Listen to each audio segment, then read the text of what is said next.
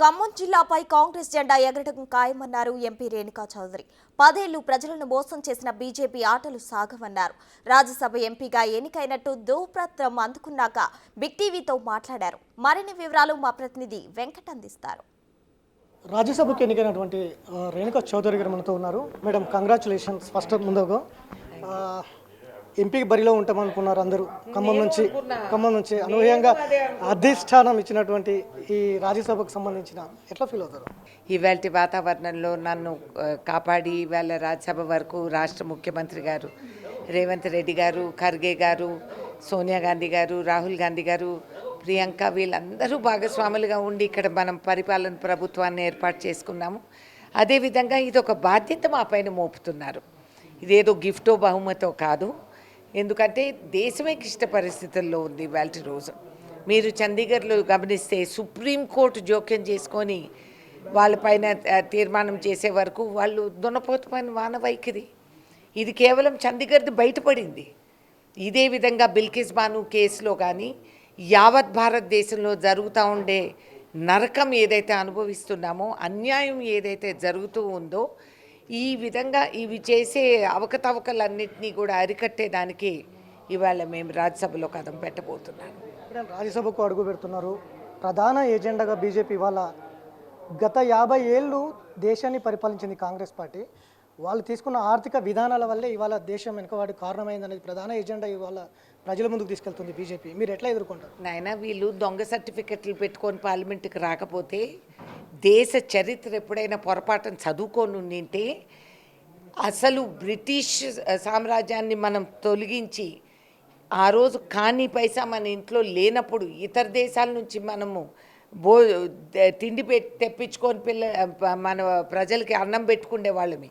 అటువంటిది green revolution వల్ల ఇవాళ యావత్ ప్రపంచానికి మనం విదేశాలకి we are exporting food.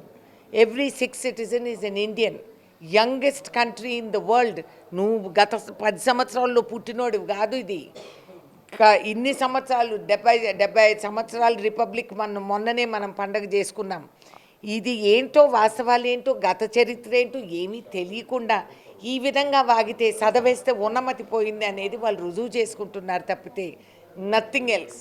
Total flop show. ఏం మాట్లాడుతున్నారు వాళ్ళు? నీకు చైనా అక్కడ కాచుకొని ఉంది అరుణాచల్ ప్రదేశ్లో. ప్యాంగాంగ్ లేకపోయినా వాళ్ళు ఊర్లు బ్రిడ్జ్లు కట్టేస్తున్నారు. నీకు రైతాంగం ఇవాళ నిన్ను సవాల్ చేస్తుంటే నువ్వేమో బ్యారికేడ్స్ పెట్టి టియర్ గ్యాసులతో వాళ్ళపైన దాడి చేస్తున్నారు. వీళ్ళకి మా గురించి మాట్లాడే అర్హత లేనే లేదు.